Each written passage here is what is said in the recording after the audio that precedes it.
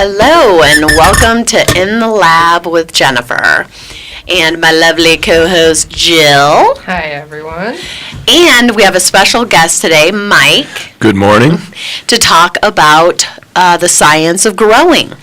And then we also are going to have we're going to call another guest who specializes in growing material. Microbes. So anyway, I kind of wanted to start talking about the evolution of potency of THC.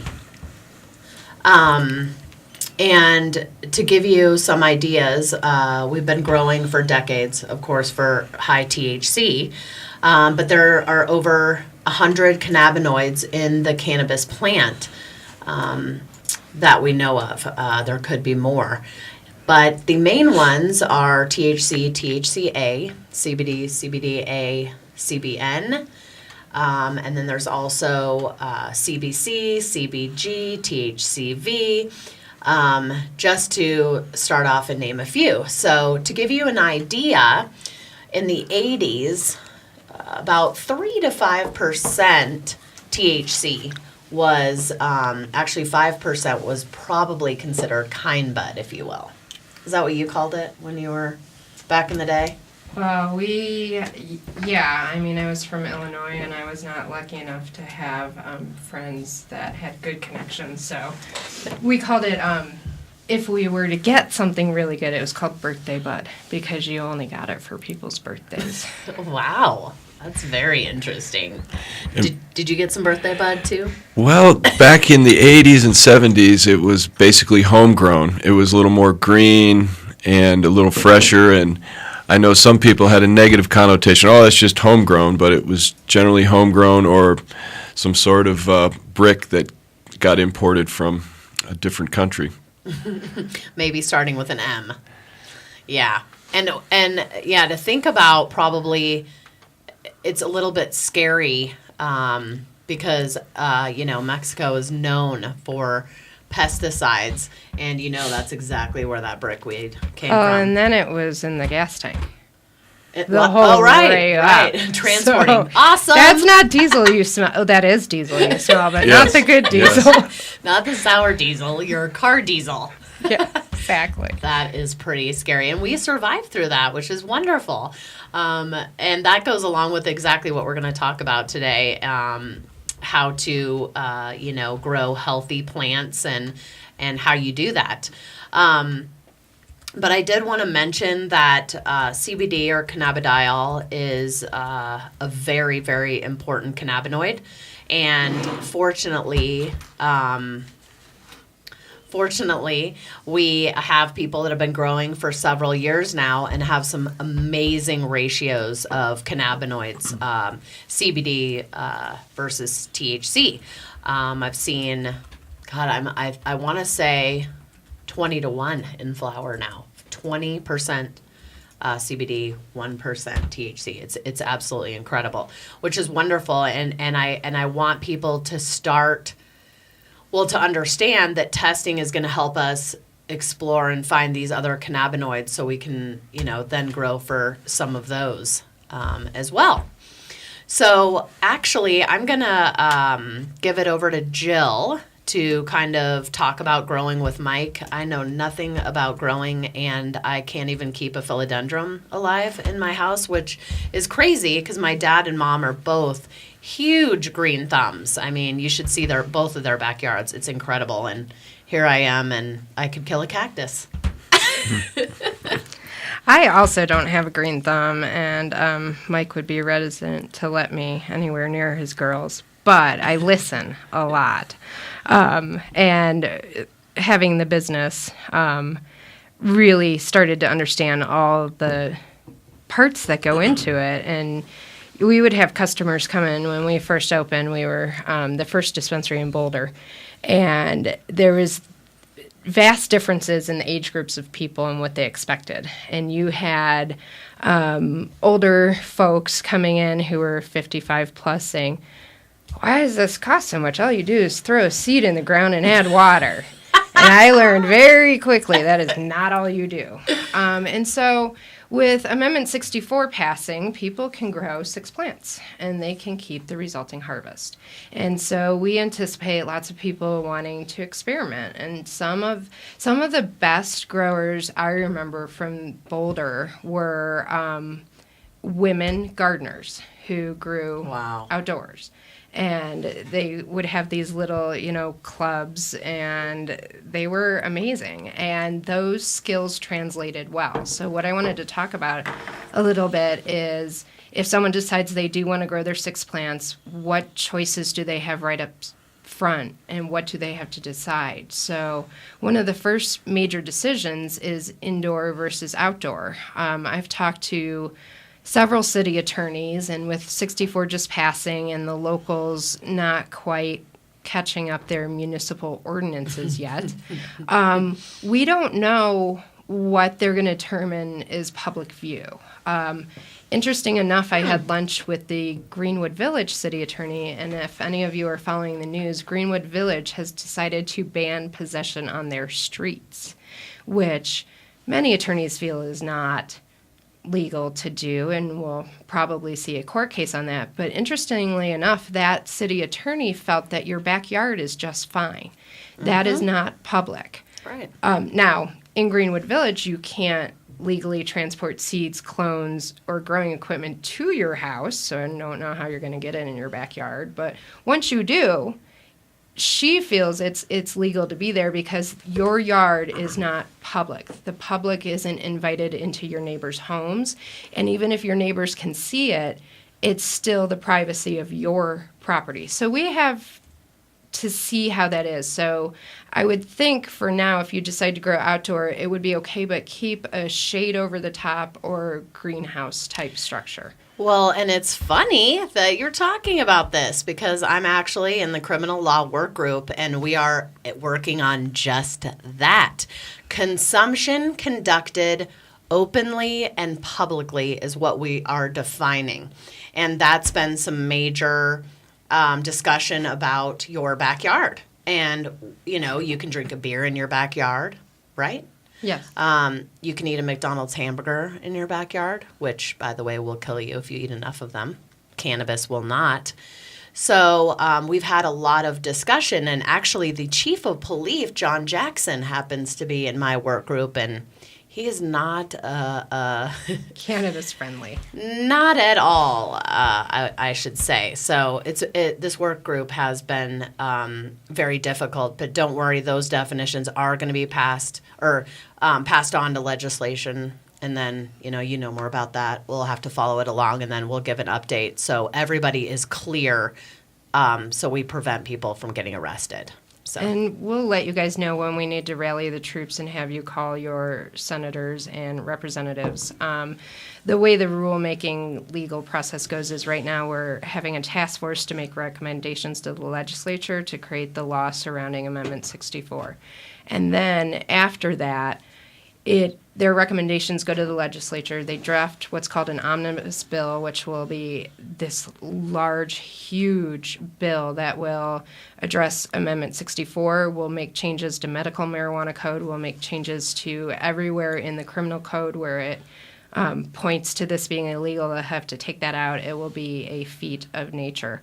And then at that point, you get to lobby your representatives and your senators about changes we'd like to see in the bill, because Fantastic. As involved and great as Jennifer is, and Vicente and Betty and all of these people who are working their arses off, they are outgunned, outnumbered. So our chance to fix the impact of Chief Joe Jackson and other prohibitionists is at the legislature. So that's when your voices are most important. Great, and like you said, we'll let you guys know. So, anyway, back to growing. Sorry, I got off on a tangent. Back to growing. Okay, so Mike, 64 is legal. I want to grow 6 plants. Where do I do it? Well, that depends on your situation and where you live. It's nice to hear that your backyard is still your backyard and you have your freedoms, but. Indoor versus outdoor is it's something to think about because it's you have outdoor, you have free energy. You don't have to put up lights. Indoor, you have lights and heat and other things to contend with, but there's benefits. You can get a more consistent product indoors. You can control more things. With the weather, it changes quite a bit, and unless you have a little greenhouse or some sort of what they call a hoop house, which is easy to put up and pretty sturdy here for Colorado, which will give you some shade and some control. Outdoors, you can't really control the flowering period unless you have a small greenhouse or a hoop house, which you can cover the top to control the amount of light to let in. I'm sorry, I know nothing about this. So a hoop house, is that just like a temporary kind of structure, or is it? They call it a hoop house because it looks like half of a hula hoop, a big hula hoop or something, and you can put some plants under there. It gives you a little shade from the sun, a little protection from the elements, hail, wind and rain, which right. all of those things can cause problems with a final product, your medicine, which, for hail and wind and rain damage can mean your biologicals, fungus and fungi and bacteria will skyrocket on that. You get up with powdery mildew or other problems. Indoors, you can still get those things, but they're easier to control. You can filter the air, and you have control of the light, so you know that you're getting the maximum amount of light through your 12-hour photo period. 12 hours, I say that's the time of light, whether indoors or outdoors, that makes the marijuana plant bud, which is what we're looking for. Indoors, you can control that a bit easier because you can turn the lights on and off, right. Close the windows and things. Outdoors, you have to go to other lengths to control that photo period, which you can make the plants bud faster. You can control the size. You can make them bud when they're smaller so they don't end up growing over your fence or if you are growing outdoors. There's a number of ways to grow. You can grow in just putting a seed in the ground. It is that easy, but the difference in medicine that you get, that comes from what you put into it. And you can grow with soil, which is the easiest thing. You just have to kind of add pH water. You can grow what people call soil-less, which there's not really any nutrients in the media, and unless you feed the plant, you won't get the plant won't grow. You have to feed it or it won't grow. And then there's other more advanced things like hydroponics, aeroponics, what people call deep water culture. But for most people that are thinking about growing, soil is going to be the easiest way to go. Soil-less is about the same thing, but instead of just putting water on or a small amount of nutrient, you have to give the plant all of its food or it won't grow right, if at all. And how do you do that in soil-less? Soil-less is, there's a variety of things now from peat. Peat can be soil-less. There's cocoa is soilless. Oh, okay, I see. So just using different medium than soil. When they say soil, that's like a medium that already has nutrient in it. It's got it. all of the NPK, nitrogen, potassium, or nitrogen, phosphorus, and potassium, plus a number of other things. But soil-less has a very small amount of nutrient, so that that's where your hydroponic nutrients can come in, which can be either synthetic, organic, a combination of the two. Through the water, you would feed the plant. So you'd have to add nutrients in the water then. Yes, for the soilless. Okay. But soil, most of the time there's enough nutrients in soil for the plant to grow. But if you are growing a big plant in a small container, eventually that nutrients is going to run out and it will become more of a soilless medium and you'll have to feed it something. But if you use a large planter, some people will use hundreds of gallons of dirt in an outdoor setting, and all they'll ever do is add water because the nutrient is already in there. It's a little bit easier. You have less control in some instances with soil, which you can push plants to do the things that you want it to do, create more bud sites in the beginning. You can add swelling at the end. You can do all that with Okay. What is swelling? Swelling is just the what the buds do towards the end of their cycle. They pack on more cannabinoids, terpenes, The THC. trichomes, right? The trichomes will the glands secrete the full amount of resin, and they will go through their changing colors, but the soilless or hydroponic sometimes is easier to control, to give it nutrient to make it swell. And consistent, right? Yes. So I would think that the problem would be in your soil, like controlling the consistency, right? If you have a really good soil that's consistently has the same NPK and nutrients, and you have a really good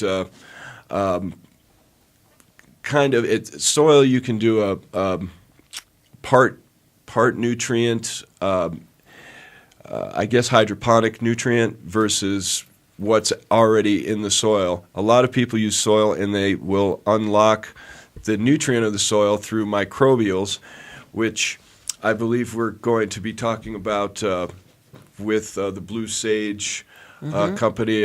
Tim is going to be talking with us about that. He has some really, really nice products out there that help unlock the magic of soil, the energy that's already there. Whereas with soilless, you can still add similar nutrients that the plant will uptake from soil, but you will be giving them their nutrient through hydroponic or watering, and you can still have the microbes in soilless, but those It's are just both not in soil, yeah. right. Those are both very similar growing techniques because you have to add moisture. Just one has food in it, and one might have small amounts of nutritional elements. But then indoors, there's a lot of other choices. People like aeroponics, hydroponics, which are a little bit more advanced, but with the number of stores out there that can help you decide what you want to do, what your growing situation is, where if you think, well, I want to grow indoors. Set, I think is huge, important there.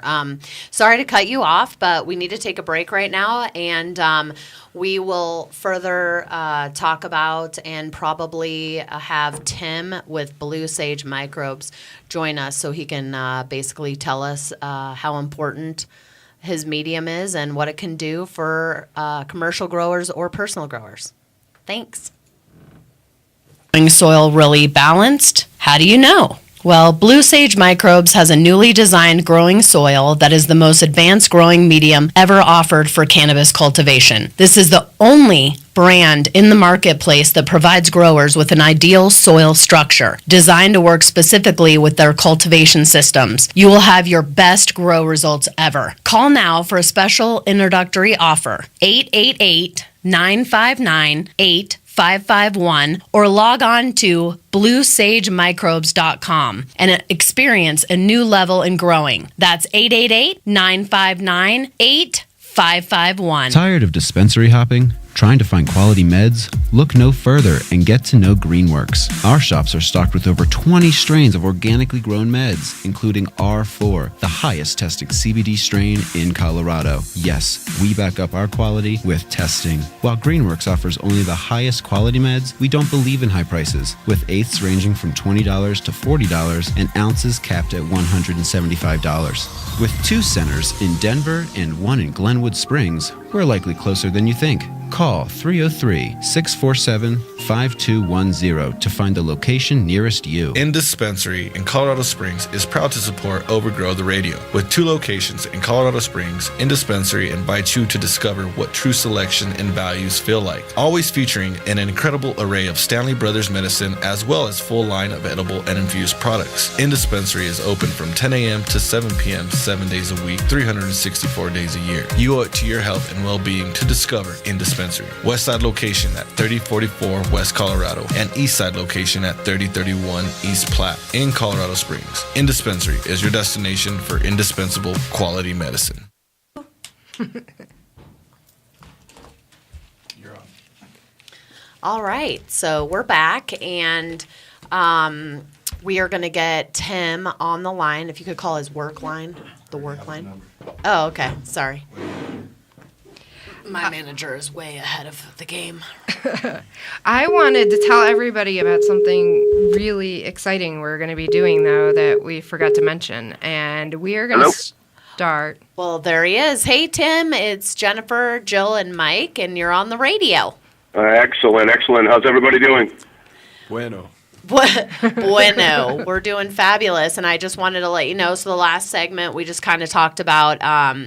he talked about outdoor, indoor, and some other things. And Jill needs to ask him a few other questions. So we thought you'd listen in, and then we'll have you chime in on Blue Sage Microbes. Sure. Sounds perfect. Great. All right, great. Go ahead, Jill. Great, thanks. Well, I wanted to let everybody know about something we're going to start here in the Lab with Jen, which we're super excited about. And we have this awesome killer prize that we can't tell you about because we got to nail down the details. Yes. But we're going to start a segment called What Did You Learn? So at the end of every show, we're going to have 3 questions about what you learned during the show. And so you can go back, and we're going to go back and post some questions for Extracts 101. And so, which was last week. And we're going to have today's Cultivation Botany 101. We're going to have 3 questions. And so we'd like you to email us the answers. And at the end of a certain period, when we're ready to give away our prize, which you will want, trust me. Absolutely. We're going to see who has the most right answers. And if there's a tie, we'll do a drawing. And if not, whoever answers the most questions right wins this fabulous prize. Fabulous prize, which we'll tease you for a few more episodes, and then we'll maybe give you a few hints or something. But it's definitely worth listening to. So anyway, what were those questions you were going to ask? So I had a couple questions to go back, and so I'm deciding whether or not to grow, and I'm thinking from what you've told me at this point, because I've never grown anything, outdoor is probably right for me because I don't have to deal with supplemental light at this point, which I could do in a greenhouse, right? If I wanted to, or a hoop house, I could add light. Yes. And so I'm thinking outside because, I don't know what I'm doing. So why don't I just go get a rototiller and make myself a garden in my yard? Can I do that and just drop some seeds in? Well, you can, and it will grow, but your end product will be the difference. I think the more that you put into it, where if you maybe get a soil that's designed for growing, and you get enough of it so that the plant will have enough nutrients through the whole growing cycle, is important, because it will grow. The roots will grow right into the topsoil that's put around people's houses, and you can even water it with your sprinklers. But sometimes the problem will be you'll get chlorinated water, and the chlorination will wipe out your microbial field. It'll still grow, but you won't get near the medicine you will if you go a little farther, maybe get some good soil, and then you want to put some pH water on it. You want to pick a good spot that's going to get a lot of light. These plants do get tall. Some of them will stay short, but most of them, if you plant them early, will get over 6 feet tall, and your neighbors will see over your fence. Well, so that's a good question, too, is, well, 1, where do I get pH water? What does that mean? And 2, I'm in Colorado. I'm a little bit outside of Boulder. When do I plant if I'm going to do one crop this year?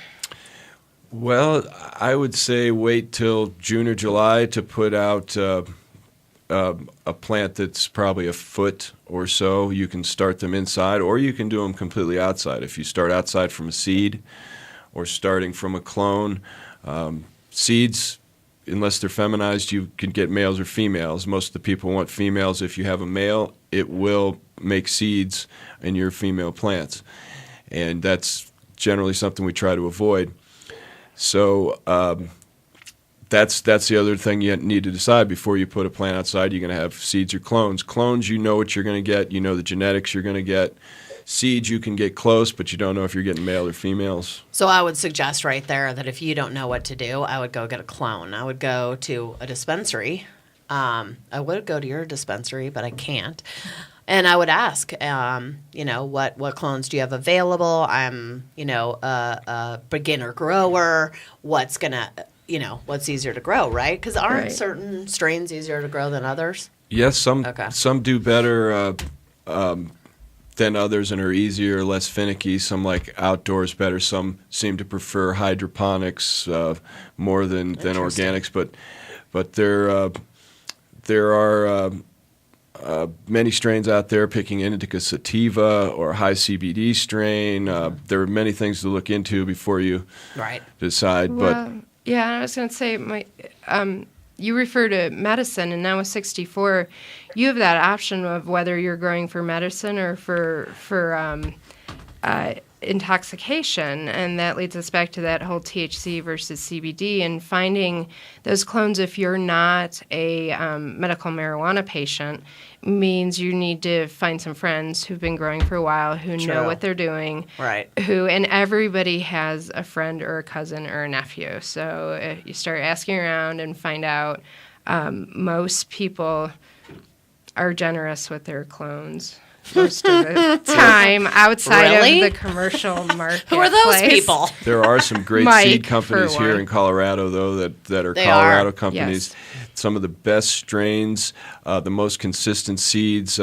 They take the best strains and make seeds out of them, and you have a really good shot.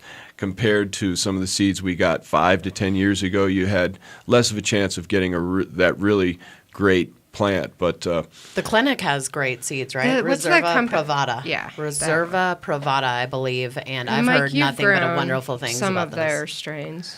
I believe I have. I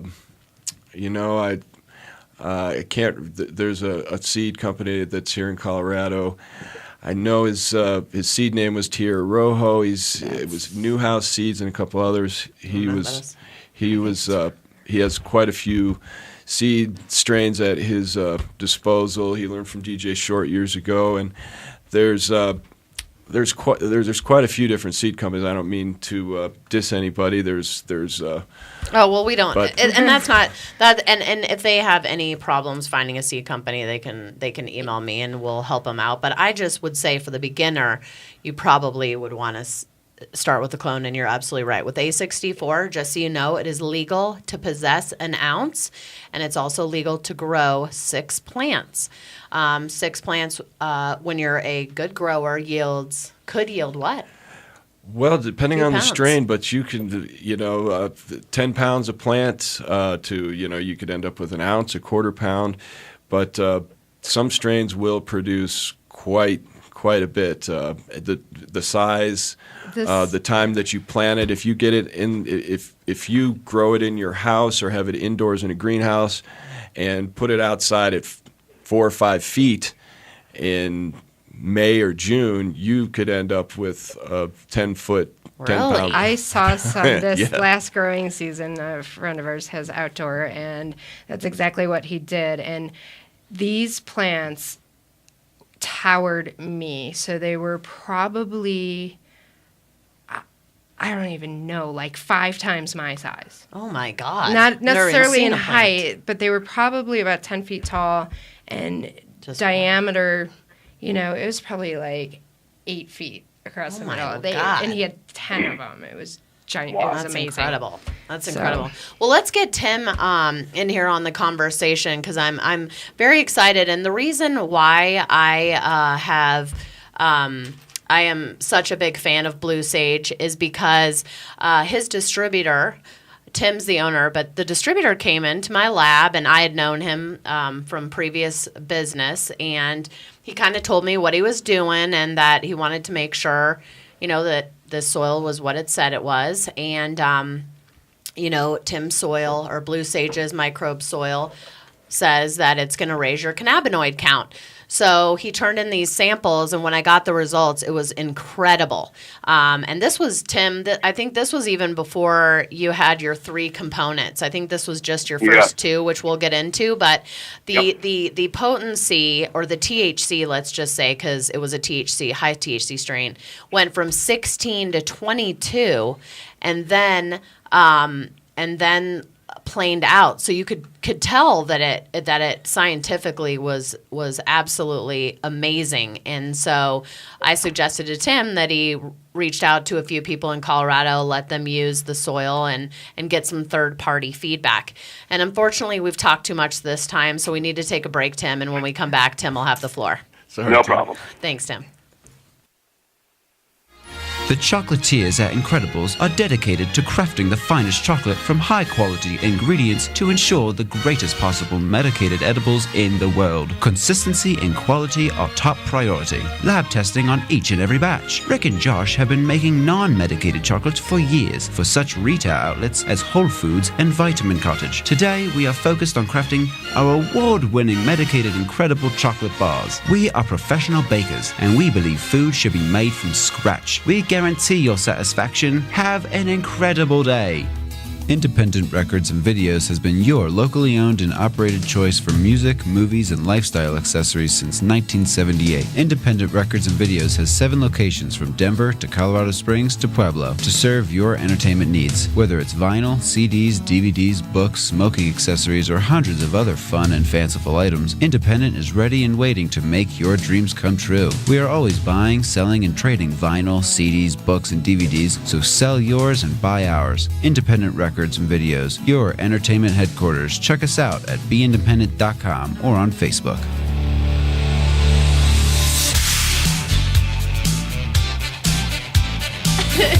All right, and we're back with a cool little groove from the 80s. Yes, indeed. Anyway, Tim, you still there? I am still here. All right, fantastic. Okay, so why don't, so anyway, back to that, you've given them to some clients I have in Colorado, and I can't wait. I'm hoping to have you live here in March, so hopefully we can work that out. But tell us about Blue Sage Microbes. Blue Sage Microbes is a company that focuses on soil structure and soil chemistry. Mostly everybody we see in the marketplace, they focus on feeding the plant directly, and that's a pretty tall order when you consider a plant goes through millions of biological functions in its grow cycle. Hey, Okay. Tim, So- can I actually just interrupt you right away? Because what's a microbe? Good point. Can you start with that? What's a microbe? It's in your name, so. Microbes are bacteria that occur in the soil. There's different types of bacteria. There's good bacteria, there's bad bacteria, and there's neutral bacteria. Soil is full of bacteria that serve all sorts of functions. To keep it rather simple, microbes convert certain ingredients in the soil into food for the plant. Okay. There's a relationship that microbes actually have with a plant, believe it or not, and it gets real interesting when you begin to dig into it. I oftentimes sit in our meeting rooms with our PhDs and the guys that really make the science tick behind our company, and I go from being completely fascinated to a little bit lost when they get into molecular structure. But I can imagine. Deer in headlights. yeah, absolutely. But it really is fascinating. There's a whole world that exists in the rhizosphere, which is the root zone of your plants, and That's microbes what play a that very, very means. vital role in that whole process. One One- question for you, Tim. fungi would be included in the microbes, or is that under a different? Yes, yeah, absolutely. Protozoa, bacteria, fungi, nematodes, absolutely. Now, trichoderma. I've heard the term trichoderma. What is that term refer to? You're dragging me into deep water. I'd have to go into my basement and get one of my PhDs out to deal with one. I'm You sorry. keep them in the basement? Are they chained? We keep them chained in lab coats. That's what I do with my chemist. Nice job. Okay, well let's give him a chance to talk about it from start to finish before we bombard him. Well, the more important than actual microbes from the beginning is soil structure. The proper soil structure allows microbes to be better, just as certain elements in the soil allow microbes to do their job. So the very first stage of what we do is we study in our lab soil structure, and most outdoor grows send in soil tests to us, and we completely analyze the soil for things called exchange capacity, organic matter levels, and then right down to different elemental components based with minerals. It's very, very important that the chemistry and structure is proper in the soil before that soil can function in a way that allows the plant to take up what it needs on its own in the soil instead of getting force-fed what somebody may think the plant needs at any given time. Which I think, I can only imagine that that's a huge problem because unfortunately it seems with growers, it's like their way or the highway, and they are not easy opening up to new things. It's kind of ridiculous, but anyway, go ahead. Well, wait, can I actually, something to that point. So if you use Blue Sage Microbes, do you feed not at all nutrient, less nutrient? We have a system, a complex system that's been simplified, and it all starts with soil structure. There's two different ways that we begin our growers. One of them is if it's an outdoor grow, we test the soil, and we have created a set of ideals that allow us to look at that soil, and we look at deficiencies or excesses in that soil. Okay. For example, we may have a soil that comes in and it only has 20% calcium in the soil. We need to raise that ideal to a specific level in order for the biology and the chemistry of that soil to function properly. So we'll adjust the calcium in that soil along with many other things. That's the way we handle outdoor grows. We deal with farms up to 10,000 acres. Oh my God! Wow. That, we deal with that. We've now moved into the cannabis space maybe 15 months ago because of somebody we knew grew and in Maine, and we began to work with them with a little bit of our background. Started testing soils and really looking at what a cannabis plant takes out of the ground when it grows. Nice. And we've learned an awful lot. It's been a great experience for us. But that's incredible. Okay, so talk about what your system is exactly, because Tim, I know zero about growing. So well, for indoor growers, which we have a huge growing population of indoor growers that work with us, we supply them with our own engineered soil. It's a new product for us, and it is we literally cannot keep it coming out of our mixing and bagging machine. We call it ideal soil. Okay. It's got an absolute perfect engineered balance of exchange capacity, organic matter, about 22 elements, which are major cations, which are basically minerals. right. What is exchange? Positively charged minerals, and trace minerals, as well as minor minerals. They have to be balanced in proportion with each other in order for them to work with each other. For instance, if you have a soil that has low calcium, well, that means magnesium, sulfur, these other elements that a plant needs cannot be uptaken in the roots because the interrelated amounts with each other are different. We get all those proper. And when you begin to add microbial activity into that, you get an explosion in plant health and vitality. And that's what we've seen, and that's partly what you've seen, Jennifer, in the lab tests from some of the control tests that we've done and people have submitted to you. Well, you have a 3-step system now. That was only 2 steps. So I can't even imagine the tests that are going to come in when you add your 3rd step in here. So it's incredible. But I know Jill had a question about exchange. Yeah, you've mentioned exchange capacity a couple times. Can you explain to me what that is? Sure. Exchange capacity is the soil's ability to hold and trade really free hydrogen. And what it really means is if you have a low exchange capacity, the soil's ability to trade nutrients and then allow the plant to uptake those nutrients, it's very, very minimized. So there's certain levels of exchange capacity that you want to acquire with your soil. And if you get to a certain level of exchange capacity, which we do, we know how to do it, right? It opens the door for a multiplicity of factors to happen in the soil that otherwise cannot happen. So a lot of times we ask people, growers, what's your exchange capacity? And a lot of times they don't even know what that means. Right. So it's really a great relationship that we build with our growers from small to big. We begin to talk about soil structure and chemistry. That's where it all starts. You have to have a solid footing underneath the grow in order for other nutrients and microbes and any biological products to work.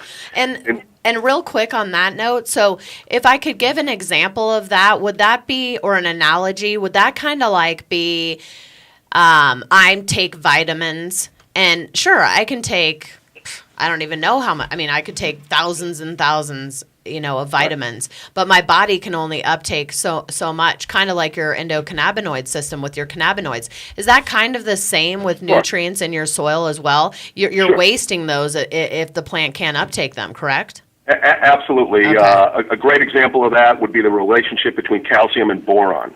Okay. A lot of people don't even, boron, what is boron? Well, it's a critical element. And the analogy is often made that calcium is the truck and boron is the driver. Meaning, if you don't have 4 parts per million in your soil, calcium really can't be used properly. Okay. And every nutrient rides off the back of calcium into the exchange site. Okay. So the interrelations between the elements become absolutely critical for a soil to function properly. And we're already getting record grows with the new soil that really people have only had it for about 5 weeks. Wow. And they're already coming back to us ordering soil that we're trying to make to fill orders. So we're scaling up right now, and well, that's fantastic. It sounded it's great. It really is great because it really adds value to the grows. Well, and it sounds like there was a big need for that in the industry. Again, I don't come from the growing side, but I know that you and I have talked a lot about consistency and how important. And I know that when Mike was talking earlier, he talked about how hard it is, to get consistent nutrients in your soil. So this sounds very exciting. Well, that's one of the things that we were asked about, and we finally began to focus on it last year because we realized that any nutrient product, there's great ones out on the marketplace, there's not so great ones. But when you apply any of those nutrients to unstable soil, it's completely different. So we tested over 100 different soil tests on actual bagged soil in the cannabis market. We bought the soil, got it in our lab, and the variances were frightening. Really? The same brand, same batch. You wouldn't even believe the difference in the soil chemistry. So when you're beginning with a soil that's always changing in chemistry, it's no wonder growers are always guessing every time they're in a grow, boy, how does the plant look? What should I use today? Well, it looks a little yellow. Maybe I should add a little bit of manganese. Well, that didn't work. Maybe it needs some more nitrogen. Mike is nodding his head and laughing. Yeah, Mike is totally nodding his head and totally like, yeah, that's it. Yeah, and so we've created an incredible engineered soil called Ideal Soil. It fits with our two other products. One is a microbial product we have, and the other one's a biostimulant. It makes everything happen quicker, but the soil is the issue.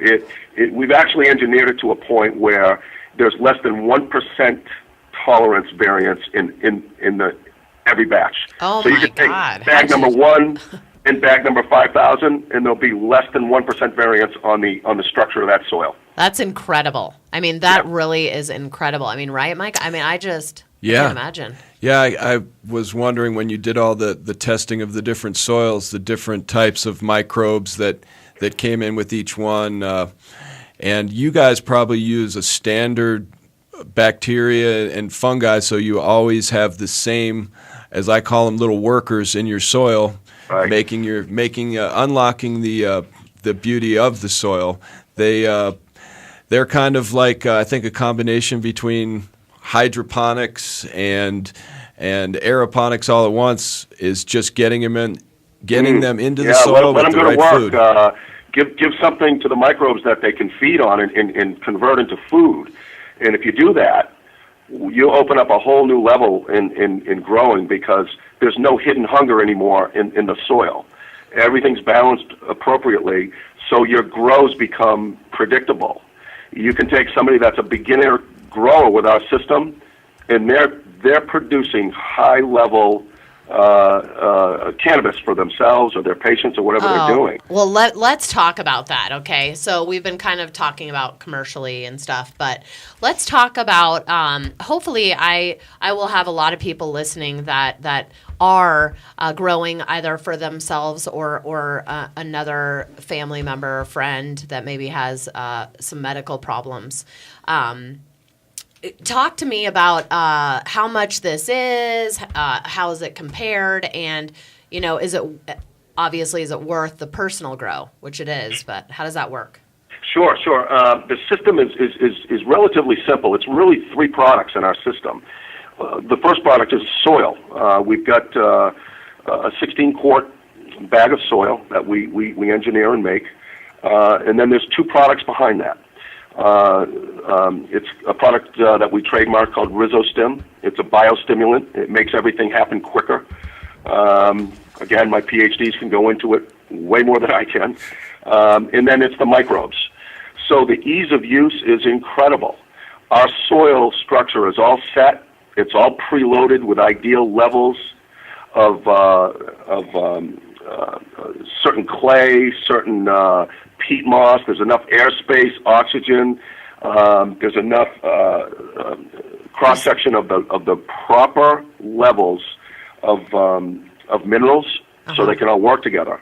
So once you have your soil that we provide, there's just 2 products that you use once a week, and growers are getting back to us, and they're scratching their head saying, "This is so simple. I don't get it." Well, the reason is because they don't have 25 bottles of stuff on their shelf mixing parts per million every day, trying to wonder what their plant looks like, what they might want to feed it today. And again, this is all input back from the market. Sure. Very, very simple system to use, highly complex, yet we've really simplified it and made it very easy. We've got a 3-plant system that we sell. It includes 3 bags of soil and enough microbes and RhizoStim to use for an entire 14-week grow, 16-week grow. We put enough in there. It's a turnkey system. I think we've got a special on that now. It's $279 delivered. And again, Jennifer, if people want to email you to get to know how to get it, they can do that. That would be great. Yeah. So anybody that has further questions, I know they're working on their website right now. It's bluesagemicrobes.com. Yeah. Again, bluesagemicrobes.com. But if you want to email me at Genifer, Genifer at canlabs.com, we can get some specials set up for the first 10 people that email me. Sure. However long that takes, that would be great, Tim. And I'm emailing you right now. All right. Where also are there people there to help with questions? Absolutely, there are. Okay, yes, 'cause- everything is included when somebody receives their soil and their cultivation products. There's an 800 line that people can call in if they have any questions. The instructions are very clear, very simple to use, but we're here all the time. I mean, our bottom line is we want to add value to the growers, and we know we can do it. We've already proven it. Bigger yields, much more potent end product. It's a more nutrient dense product in the end because we allow the plant to utilize the full spectrum of minerals, and you can see it in the size of the plants. It's pretty stunning when you do side-by-side comparisons. So absolute 100% support from us. Sometimes it's even my partner Richard or myself that will end up talking. Okay. We'll spend as much time as we need to with somebody that has 2 plants or somebody that has 2,000. Doesn't matter to us. Well, thank you so much, Tim. And can you please give us that 800 line and your website again for me? Sure. The 800 number is 888-959-8551. And our website, which will be completely up to speed in about a week, I apologize, is bluesagemicrobes.com. There's a whole section in there, Jennifer, for your listeners that probably is a week away from being put up there on the front page. Great. That is fantastic. And I know that as we divulge kind of our contest, it does involve Blue Sage, and we can talk more about that down the line. But we do need to take a break. And Tim, thanks so much, and we hope you come back in March. Thank you guys so much. Joe, Mike, so nice to talk with you. And Jennifer, as always, much appreciated. All right, take care. Thanks. Okay. Thanks, Tim. Be well. Bye. iVita Wellness is committed to compassionate patient care while providing the highest quality medicine at an affordable price. At iVita Wellness, patients can get top shelf ounces for $150 every day. iVita Wellness also carries pharmaceutical grade pure CO2 oil. iVita Wellness is located in Uptown Denver on 1616 Pearl Street, open 7 days a week from 9 a.m. to 7 p.m. You can reach us at 303-952-9150 or our website at www.ivitawellness.com. iVita Wellness is Denver's compassionate care center. Cannapunch is a delicious and effective medical marijuana beverage proudly made right here in Colorado. Each bottle is freshly infused with 100% pure flower extract from the highest grade marijuana plants available today. Using proprietary extraction methods, every bottle of Cannapunch is consistently and reliably infused with an exact milligram dosage that you can count on to relieve your symptoms each and every time. Cannapunch is delicious. There's never any medicine-y taste. We use only 100% cannabis flowers. No trim or byproducts are ever used in Cannapunch. It does not require refrigeration and comes in convenient, resealable multi-dose bottles from 60 milligrams to 200 milligrams. We have drinks with dosage that works best for you. Cannapunch is available in a variety of delicious flavors like black cherry, watermelon, pineapple mango, and blue raspberry. And we now have strain-specific beverages available just for you. Cannapunch is delicious, convenient, consistent, and effective. Give it a try and experience the Cannapunch difference.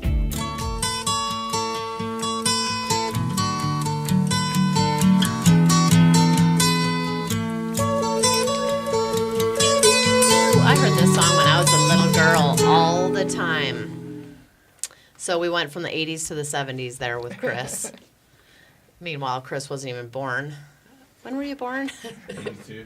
82, when I was 12. Woohoo! All right. So thanks to Tim. Like I said, when I see something that's super impressive, I really want to share that with people. And just looking at those lab results were incredible.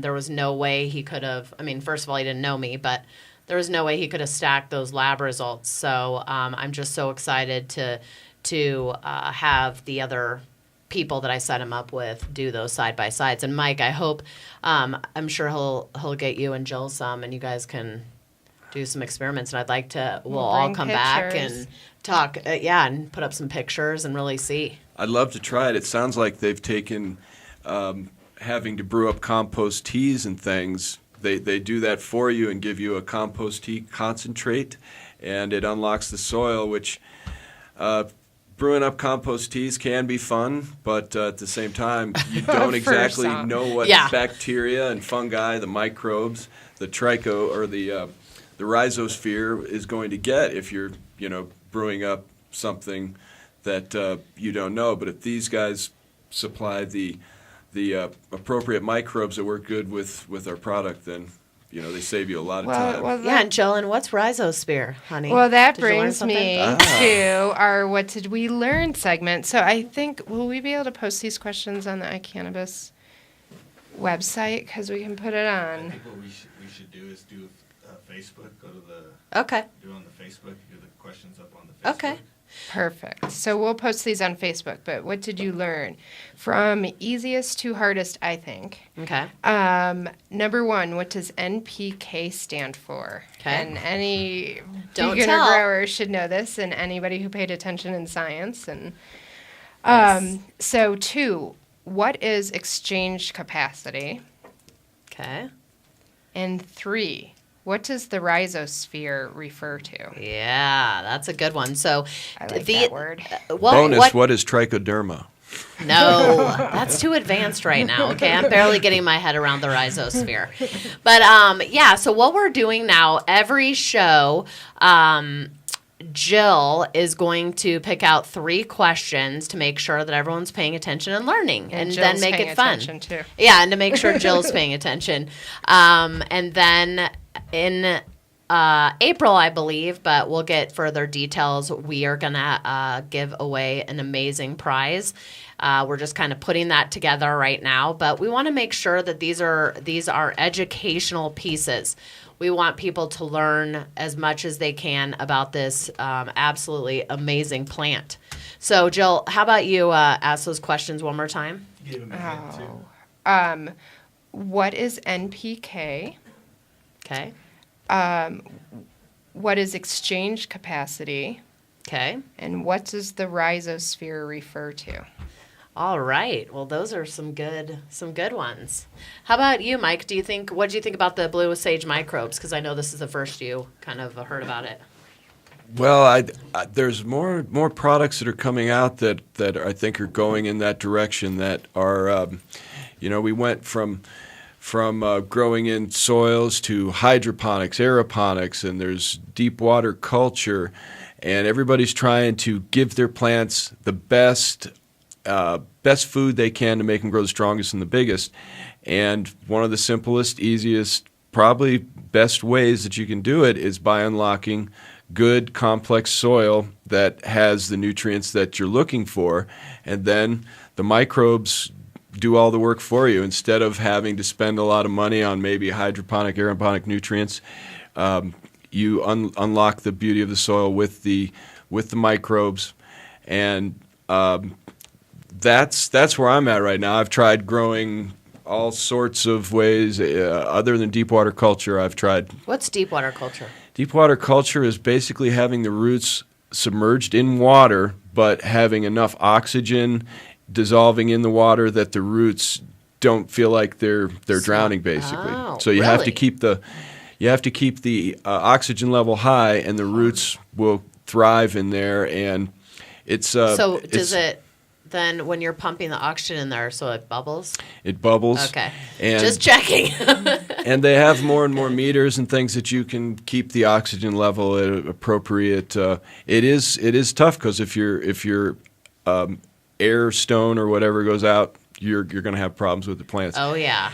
But there you have sensors, all sorts of things that will call your cell phone and wake you up in the you're middle of the kidding night me. if your air oxygen sensors go down low. Really? Yeah, it's That's pretty cool. it's a lot of people like it for hobby or smaller crop, a few lights. I haven't known too many people to go with hundreds of lights or trying it outdoors even. But That seems to be a little bit more complicated. What about me? You know what I was thinking? I wanted to do this last summer. But like I said, I'm not a grower. I don't have a backyard. I live in an apartment. But I'm wondering if I can take a little clone and put it in my window and see what I get. And use some Blue Sage Microbes and just kind of see what I get. Let's I mean, see if you if said it's idiot proof. exactly, we'll see if it's Gen proof, and if it is, oh my God, it's going to be amazing. And something you could do to make sure that your experiment goes better is try an autoflower. Autoflowers will, no matter how much sun they get, they will bud, and it's one of the easiest What's things to grow. that? What's an autoflower? You don't need to have change the photo period. They will bud under any, if you keep light on 24 hours, they will bud. It's a little bit easier doing windows or putting under the Idiot fluorescent proof. light in your bathroom. Yeah. Sounds just right up my alley. Now, if it can actually suppress my appetite, that would be good too. And that happens with the cannabinoid THCV. Unfortunately, we don't have a reference standard to be able to calibrate for that cannabinoid, and I don't make standards. However, I do know some other labs do, but I really, really, really, really, really, really want a lot of this cannabinoid, however you want to say it, just because the hunger is just out of control for me. I mean, that's just one. I mean, for cancer and I mean, obviously for other diseases where you're just sick and you never want to eat, it's just the most amazing thing ever. But that's the THC. That's for what those creates of us hunger. who could stand to eat a little less. Right. For those of us that don't need to be hungry because they already are 24/7. Well, I remember actually when we first started doing the dispensary and I started doing edibles, and the market wanted sugar-based things, brownies, Yep. Rice Krispie treats, and I was talking to an oncologist. I'm like, I want to make healthier things, but if I start to make gluten-free granola bars, they just don't sell as well. Although that market has evolved. Yes. Definitely. Finally, But yes. the oncologist said to me, I don't care what they eat if they eat. And I was like, okay, brownies it is. Yeah. With cancer, you can have brownies. Yeah, because they I mean, you can just see them. They're just chemotherapy. When my grandma was there, I mean, hi, Granny. She's up there looking down on me, smoking her cigarettes. Hi, love you. When she had mastectomy, oh my God, I remember seeing her scar literally, and it looked like they just chopped it off, and she just was so sick, and I just can't even imagine if she would have had this. It would have been so much better. Yeah. Sorry about that graphic detail. But anyway. Pleasant way to end the show. Yeah, pleasant way to end the show. Okay, I'll do the questions one more time. Okay, questions one more time for our contest. What is NPK? What is exchange rate? And what does the rhizosphere refer to? Hold on. Exchange capacity. Exchange capacity. Jill's I already failed. Cation exchange I don't get to capacity, win. Or CEC. CEC. Okay, so NPK, exchange capacity, and rhizosphere. Thank you so much for tuning in to In the Lab with Genifer, and we'll talk to you and see you and hear you, and you can see us next week.